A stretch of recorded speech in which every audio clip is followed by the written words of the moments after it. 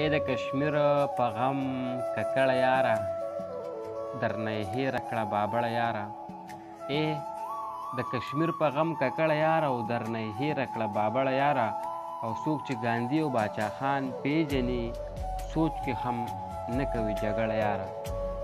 او ستا تش کاته او په مخه لاړې، ستا تش کاته او په مخه لاړې، مال دې ورانه کړه جونګړه یاره.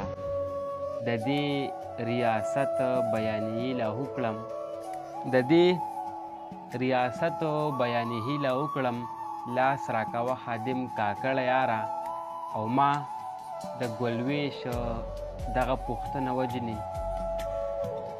ما د ګلویش دغه پوښتنه وجني، کور ته به کله راځې مړه یاره.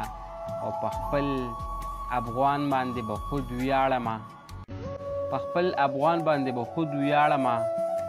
ای زما ښکليه مانه لوړه یاره.